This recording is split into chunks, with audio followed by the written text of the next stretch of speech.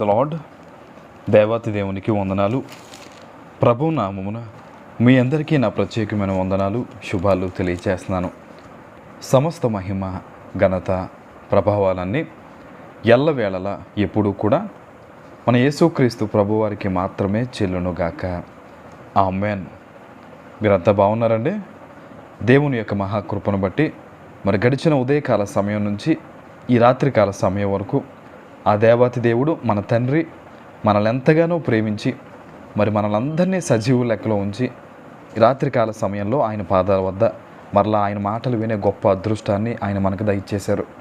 మనం కలిగి ఉన్న ఈ సమయాన్ని బట్టి, ఈ రాత్రికాల సమయంలో మన పరిస్థితులను బట్టి ఎల్లవేళలా మనం ప్రభువుని స్తుతించి, ఆరాధించి, ఘనపరిచి, మహిమపరిచేవారుగా ఉండాలి. అటు రీతిగా ఈ రాత్రికాల సమయంలో వాక్యాన్ని వింటున్న ప్రతి బిడ్డ కూడా ఉందునుగాక. ఆమేన్. మంచిదండి. మరి దేవుని యొక్క మహాకృపను బట్టి ఈ రాత్రికాల సమయంలో మరి మన తండ్రి మనతో మాట్లాడుతూ మనల్ని బలపరుస్తూ ఉన్న ఆ మాట ఆదికాండము 24వ అధ్యాయము 67వ వచనాన్ని నేను చదువుతాను. దయచేసి పరిశుద్ధ గ్రంథాలు ఉన్నవారు తెరిచి చూడండి, లేనివారు మరి దయచేసి వాక్యాన్ని శ్రద్ధగా వినండి. ఆదికాండము 24వ అధ్యాయము 67వ వచనము. ఇస్సాకు తల్లి అయిన శారా గుడారములోనికి ఆమెను తీసుకొని పోయెను. అట్లు అతడు రిబ్కాను పరిగ్రహింపగా ఆమె అతనికి భార్య ఆయను. అతడు ఆమెను ప్రేమించెను. అప్పుడు ఇస్సాకు తన తల్లి విషయమై దుఃఖ నివారణ పొందెను. దేవునికి మహిమ కలుగునుగాక. మరొకసారి చదవబడిన వాక్యంలో ఆఖరి వచనాన్ని చదువుతున్నాను, చూడండి. అప్పుడు ఇస్సాకు తన తల్లి విషయమై దుఃఖ నివారణ పొందెను. హల్లెలూయా. అంటే ఇస్సాకు గారికి వివాహం అయిన సమయానికి ఏమండి, ఇస్సాకు గారి యొక్క తల్లి అబ్రహాము గారి భార్య సజీవంగా లేరు.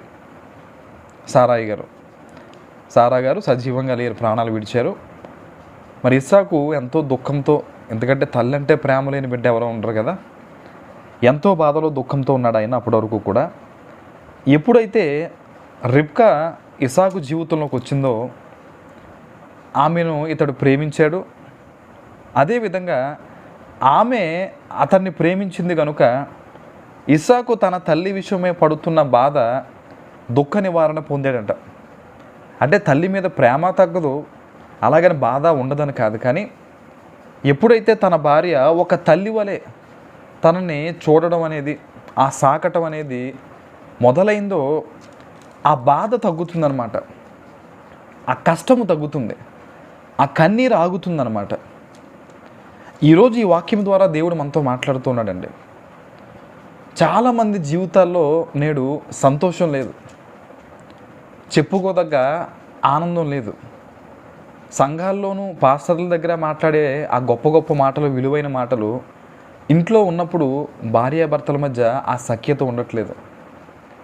నేడు అపవాదిగాడి యొక్క ప్లాన్ ఏంటంటే, మీరు గమనించాలి, అపవాదిగాడు ఎప్పుడు కూడా, ఇప్పుడు చూసారండి మీరు ఈ 2021 సంవత్సరానికి కానీ అంత ముందు సంవత్సరాలు కానీ దొంగతనాలు జరిగించే వ్యక్తులు పాత సినిమాల్లో చూపించినట్టు గళ్ళ లుంగీలు కట్టుకుని, ఎర్ర టీషర్ట్లు వేసుకుని, బొగ్గనెంతంత చొక్కెట్టుకుని, పెద్ద పెద్ద మీసాలు పెట్టుకుని నేను దొంగనని చెప్పుకునే విధంగా తిరగరండి. సాఫ్ట్వేర్ జాబులు చేసేవారి కంటే చాలా డిగ్నిటీగా, నీట్గా ఉంటారు ఇప్పుడు దొంగలు, అప్డేటెడ్ కదా. ఈరోజు సాతాన్ గాడు కూడా ఆడేదో నీ మీద కష్టం తీసుకొచ్చేస్తాడనో, బాధలు తీసుకొచ్చేస్తాడని చెప్పేసి అది అంటాం కూడా వేరు. ఎందుకంటే ఆడి యొక్క వయసు ఎంతండి, ఈ భూమి ఏర్పడక ముందు నుంచి కూడా ఉన్నాడు ఆడు సాతాన్ గాడు, అవునండి. ఈరోజు వాడి యొక్క పని ఏంటంటే కుటుంబ వ్యవస్థను నాశనం చేస్తాడు. ముఖ్యంగా భార్యాభర్తల మధ్య గొడవలు తీసుకొచ్చి నాశనాన్ని సృష్టిస్తాడు వాడు. పరిశుద్ధ గ్రంథంలో ఆదికాండంలో మీరు గమనించినట్టు దేవాతి దేవుడు మొట్టమొదటిగా వివాహ బంధాన్ని ఏర్పరిచాడు. ఆదాము గారిని అవ్వనే కలిపాడు దేవుడు. ఈ యొక్క సాతానుగాడి యొక్క ముఖ్య పని ఏమైందంటే, ఈ ఆదాముని అవ్వనే కూడా దేవుని మహిమలోంచి విడగొట్టేసి కష్టాల్లోకి దోసేటవాడు సాతాను. అవ్వ దగ్గరకు వచ్చి ఇది నిజమా అని అడిగాడు, అంతే. ఆ ఒక్క మాటకి అవ్వ డిస్కషన్ మొదలెట్టిన సాతాన్తో నెట్టివేయబడ్డారు. ఈరోజు కూడా భార్యాభర్తల మధ్య ఆడు ప్రత్యేకించి ఏదో పెద్ద పెద్ద చేసేస్తాడని కాదు, ఒక మొబైల్ ఫోన్ గురించి కూడా భార్యాభర్తల మధ్య గొడవ వస్తుంది. మీరు నమ్ముతారా? ఇంట్లో టీవీ సినిమాల గురించి, తినే ఆహారం గురించి, కట్టుకునే బట్టల గురించి కూడా నేటి దినాల్లో భార్యాభర్తల మధ్య మనస్పర్ధలు రావడం, మాట్లాడుకోకపోవడం, కలిసి సంసారం చేయకుండా, ప్రార్థన చేసుకోకుండా, ఎవరికి వారు విడిగా చేసుకుంటున్నాం అని చెప్పేసి వారిని మోసం చేసుకుంటూ బ్రతికేవారు ఈ ప్రపంచంలో లేకపోలేదండి. మీరు గమనించాలి, దేవుడు ఈరోజు చాలామంది జీవితాలను చూసి బాధపడుతున్నాడు, దుఃఖపడుతున్నాడు. ఎందుకో తెలుసా? ఆయన తన ప్రేమను కలిగి ఉండమని, ఆకాశ పక్షులు మీకన్నా శ్రేష్ఠులు కదా, వాటిని నేను పోషిస్తున్నాను కదా, మీకు కావలసిన నేను ఇస్తాను కదా అని నేను మాట ఇచ్చినా సరే నా బిడ్డలు నమ్మకుండా ఈరోజు లోకానుసారంగా ఇంకా చాలామంది బ్రతుకుతున్నారని కొంతమందిని మెత్తం దేవుడు బాధపడుతున్నాడు. మీకు ఇన్ని మాటలు చెప్తున్నాను కదా అని చెప్పేసి నా జీవితంలో కష్టం రాలేదనుకోకండి. నేను వివాహం చేసుకున్న కొత్తలో నేను ఈ ప్రభువుని పరిపూర్ణంగా తెలుసుకోలేదు. యేసుక్రీస్తు ప్రభు అంటే అప్పుడు దాకా నేను అన్య కుటుంబంలో ఉన్నవాడిని. నేను ఒక హిందువుని, విగ్రహారాధన నుంచి వచ్చినవాడిని. నేను ఆ విధంగానే ఆ దేవుడిలే యేసుక్రీస్తు ప్రభు, యేసు ప్రభు దేవుడు అని అనుకున్నాను తప్ప, ఆయన సజీవుడని, నేను ఏ విధంగా బ్రతుకున్నానో, నా తల్లి ఏ విధంగా బ్రతుకుందో ఆయన కూడా అదే విధంగా బ్రతుకున్నాడని, సజీవంగా ఉన్నాడని, నా మాటలు ఆయన వింటాడని, ఆయన నాతో మాట్లాడతాడని కానీ నాకు పరిపూర్ణంగా తెలియదండి. నా వివాహ వ్యవస్థలో కూడా ఎన్నో ఇబ్బందులు వచ్చినాయి, పరిపూర్ణత లేక. కానీ దేవుడు తన కృప చొప్పున నాకు సాటైన సహాయాన్ని ఇచ్చాడు. ఆయన మంచి భార్యను ఇచ్చాడు.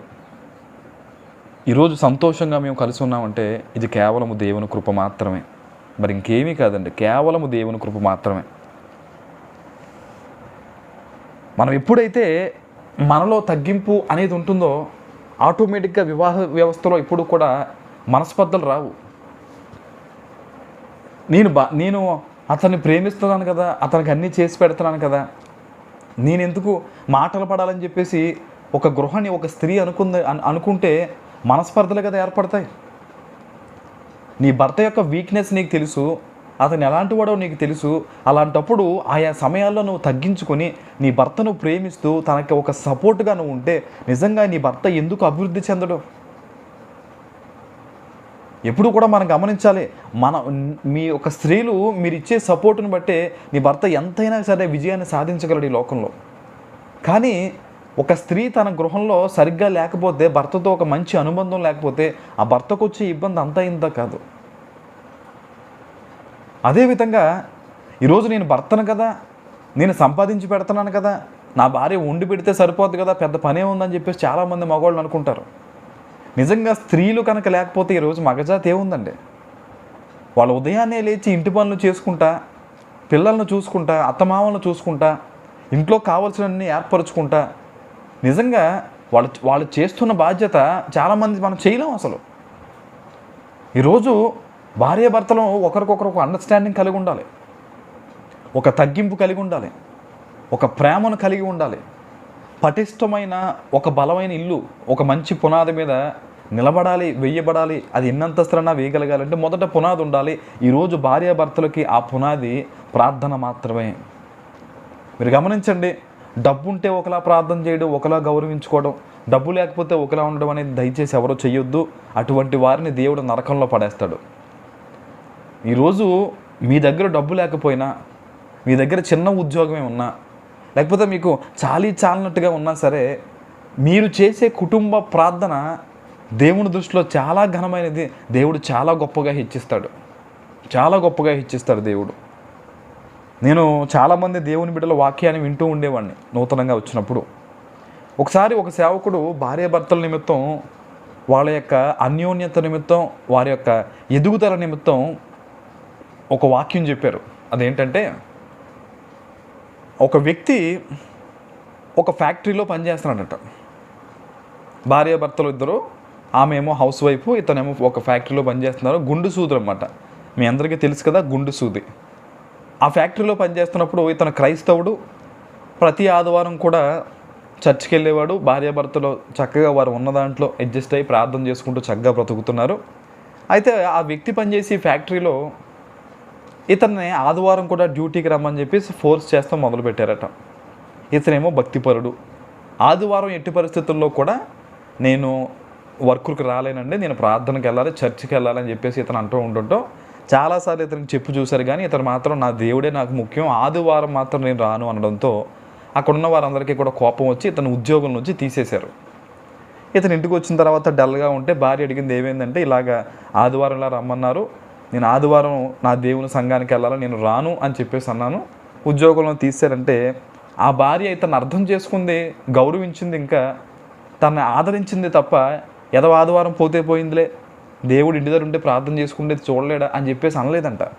ఆ భార్య చాలా మంచి పని చేశారండి, దేవుడు మనకు తప్పకుండా సహాయం చేస్తాడు అని చెప్పేసి అని ఇంటి దగ్గరే తన భర్తతో ఆ కలో గెంజు తాగుతూ ఆ ప్రార్థన చేసుకుంటూ, ప్రభువా మాకు సహాయం చెయ్యి, నువ్వు గొప్ప దేవుడు అని ఏమాత్రం నిరుత్సాహపడకుండా భార్య భర్తలు కలిసి ప్రార్థన చేసుకుంటూ వారి జీవితాన్ని గడుపుతూ ఉన్నప్పుడు ఇతను పనిచేసిన ఫ్యాక్టరీ ఏంటంటే గుండు సూదులు ఉండే ఫ్యాక్టరీ.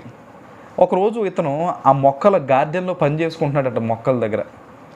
ఆ గుండు సూది ఇక్కడ షర్ట్కి పెట్టుకున్నాడంట, ఏదో బటన్ లేకపోతే షర్ట్కి పెట్టుకుని పని చేస్తూ ఉన్నప్పుడు సడన్గా ఈ గుండు సూది ఏమైందంటే ఈ లోపల స్కిన్కి గుచ్చుకుంది. గుండు సూది అంటే మరి ఒకవైపు షార్ప్గా ఉంటుంది కదా, గుచ్చుకున్నప్పుడు ఇతనికి నొప్పి వచ్చి ఇలా బ్లడ్ కొంచెం కారేటప్పటికి భార్య చూసింది, అది కొంచెం క్లీన్ చేసుకున్నారు. ఈ గుండె సూది ఇతను చేతితో తీసి చూసినప్పుడు ఇతనికి ఒక ఆలోచన వచ్చిందంట, పరిశుద్ధాత్మ ప్రేరేపణ ద్వారా. వెంటనే ఇతను ఒక డిజైన్ గీసాడు. ఒక డిజైన్ గీసి తన తెలిసిన వాళ్ళ దగ్గరికి వెళ్ళి, మాకు ఇలా ఫైనాన్స్ చేయండి, నేను ఒక డిజైన్ గీసాను, ఇది చాలా బాగా వర్కౌట్ అవుతుందండి, ఇబ్బంది లేకుండా ఉంటుందని చెప్పేసి అని ఇతను మరి తెలిసిన వాళ్ళ ద్వారా దేవుని కృపను బట్టి ఫైనాన్స్ కొంచెం తీసుకుని దానికి సంబంధించిన డిజైన్ ద్వారా అతను ఏర్పరిచి ఒక ఫ్యాక్టరీ పెట్టాడు. ఒక ఉన్నతమైన స్థలానికి ఆ భార్యాభర్తలు ఇద్దరు కూడా ఎదిగారు. మీ అందరికీ తెలుసు కదా, ఈరోజు మనం వాడుతున్నాం కదా పిన్నీసు, మీకు తెలుసు కదండి, పిన్నీస్ అంటాం కదా మనం షర్ట్స్కి, ఏమంటే లేడీస్ శారీస్కి పెట్టుకుంటారు కదా పిన్నీసు. ఆ పిన్నీసు ఒక క్రైస్తవుడు కనిపెట్టింది అని అంటండి. హల్లెలూయా. దేవుడు భార్యాభర్తలు ఐక్యతగా దేవుని సన్నిధిలో దేవుని గణపరుస్తూ ఐక్యతగా ఉండి చేసుకునే ప్రార్థన ఒక జీవితాన్ని ఇచ్చింది వారిద్దరికీ కూడా. నేను ఎందుకు ఈ మాటలు చెప్తున్నానంటే, చాలామంది కుటుంబాల్లో ఆ కుటుంబ వ్యవస్థ ఈరోజు పాడైపోతుంది. పరిస్థితులను బట్టి కృంగిపోవడం అని కానీ, లేమితనంలో ఒకలా అయిపోవడం కానీ అటువంటి చేయొద్దు. ఎందుకంటే దేవుడు సజీవుడు, ఆయన ప్రతి ఒక్కరిని కూడా గమనిస్తున్నాడు. నేటి దినాల్లో దేవుడు అందరినీ కూడా గమనిస్తున్నాడండి. భార్యాభర్తలకి ఆ బంధానికి చాలా విలువ ఉంది. ఈరోజు భార్యాభర్తలు మీరు చేసుకునే ప్రార్థన వల్ల మీకు మంచి పిల్లలు పుడతారు. వారి గురించి మీరు నిరంతరం చేసే ప్రార్థన ద్వారా వారు ప్రయోజకులు అవుతారు. మీకు తెలుసా, మట్టిలో మాణిక్యాలు, బంగారం, వజ్రాలు అంటారు చూసారా? ఈరోజు నువ్వు చేసే ప్రార్థన ద్వారా మీ బిడ్డలు కూడా వజ్రాలు లాంటి వారు తయారవుతారు. ఈరోజు ఈ 2021 సంవత్సరంలో కొంతమంది తల్లిదండ్రులు ఒక్కొక్కసారి నాకు కలిసినప్పుడు, మా వాడు మరీ ఎదవలా తయారాడండి, పనికిమాల వాళ్ళ తయారవుతున్నాడండి, చెడు సాంగత్యాలతో తిరుగుతున్నాడండి మా అబ్బాయి అని చెప్పేసి చాలామంది తల్లిదండ్రులు అంటూ ఉన్నారు. చూసారా ఈరోజు పిల్లలు ఎలా అవుతున్నారు? క్రైస్తవ బిడ్డలారా, మీ బిడ్డల గురించి మీరు చేసే ప్రార్థన ఏమవుతుంది? మీ బిడ్డలకు కూడా మంచి భవిష్యత్తు ఇస్తుంది. ఆణిముత్యాలా మారుతారు వారు దేవుని కృపతో. తరతరాలు కూడా దేవుళ్ళలో ఉంటారు వారు. ఎవరు కూడా నరకానికి వెళ్ళిపోయే పరిస్థితి కాకుండా పరలోక రాజ్యానికి అర్హులుగా మారతారు నీ బిడ్డలు, నీ కుటుంబం అంతా కూడా. వివాహ బంధానికి, భార్యాభర్తలకి అంత విలువ ఉంది. ఈరోజు ఎవరైతే ఈ మాటలు వింటూ ఉన్నారో, ఒక భార్యగా నువ్వు ఉన్నావా, ఒక భర్తగా నువ్వు ఉన్నావా, బలమైన ప్రార్థన జరిగించండి. భార్యాభర్తలు మీరిద్దరూ ఏకీభవించి దేవుణ్ణి ఘనపరిచినప్పుడు, ఆరాధించినప్పుడు దేవుని సన్నిధి మీ మధ్యకు దిగుతుంది. తప్పక దేవుడు మీ మనవి ఆలకిస్తాడు. మీరు మొరపెట్టలేని వాటిని కూడా దేవుడు చూచుచున్న దేవుడు. మీ కన్నీరు దేవుడు ప్రార్థనగా స్వీకరిస్తాడు. మీ యొక్క బాధ మూలుగు దాన్ని కూడా దేవుడు స్వీకరిస్తాడు, అంగీకరిస్తాడు దేవుడు. తద్వారా మీ జీవితంలో సంతోషమే, నెమ్మదే. హల్లెలూయా. ఈరోజు దేవుడు మీతో మాట్లాడుతూ ఉన్నాడు. మనం ఒకరి జీవితంలోకి వెళ్ళినప్పుడు వారు అవతల వారు దుఃఖ నివారణ పొందాలి, మనశ్శాంతి కలిగి ఉండాలి తప్ప మన వల్ల, మీ వల్ల బాధపడే పరిస్థితి మీ జీవిత భాగస్వామికి రానివ్వద్దు. ఒకరి పట్ల ఒకరు ప్రేమ కలిగి ఉండండి, ఒకరి పట్ల ఒకరు నమ్మకము కలిగి ఉండండి, ఒకరి ఎదుట ఒకరు తగ్గించుకోండి, దేవుని ఎదుట మోకాళ్ళు ఉనండి. మీరు అతీతిగా ఉన్నట్టయితే కనుక తప్పక దేవుడు మిమ్మల్ని బలపరుస్తాడు, దీవిస్తాడు, ఆశీర్వదిస్తాడు, అనేక మంది ఎదుట మిమ్మల్ని గొప్ప చేస్తాడు. అట్టి కృప ఈ రాత్రికాల సమయంలో వాక్యాన్ని విన్న మీ అందరి మీద కుమ్మరింపబడునుగాక. ఆమేన్. ప్రార్థన చేసుకుందాం. మమ్మల్ని అతి మిక్కిలిగా ప్రేమిస్తున్న మా తండ్రి, మీ ఘనమైన పాదాలకి వందనాలు. తండ్రి, ఈ రాత్రికాల సమయంలో మీరు మా అందరితో మాట్లాడినందుకు మీకు వందనాలయ్యా. ఎంతమంది బిడ్డలు ఈ రాత్రికాల సమయంలో వాక్యాన్ని విన్నారో ప్రతి ఒక్క బిడ్డని మీరు బహుగా దీవించి ఆశీర్వదించండి. అనేక మందికి దీవెనంగా ప్రతి ఒక్కరిని కూడా మార్చండి అయ్యా. నీ కృప, నీ నెమ్మది, నీ సమాధానము, నీ బలముతో ప్రభువా ప్రతి ఒక్కరిని మీరు ముట్టమని, స్వస్థపరచమని, ప్రతి ఒక్క కుటుంబాన్ని కూడా మీరు బలపరిచి సాతాను శోధల నుంచి ప్రతి ఒక్కరిని రాత్రికాల సమయంలో విడిపించమని నజరేయుడైన యేసుక్రీస్తు నామం పేరిట ప్రార్థిస్తున్నాను పరమ తండ్రి. ఆమెన్.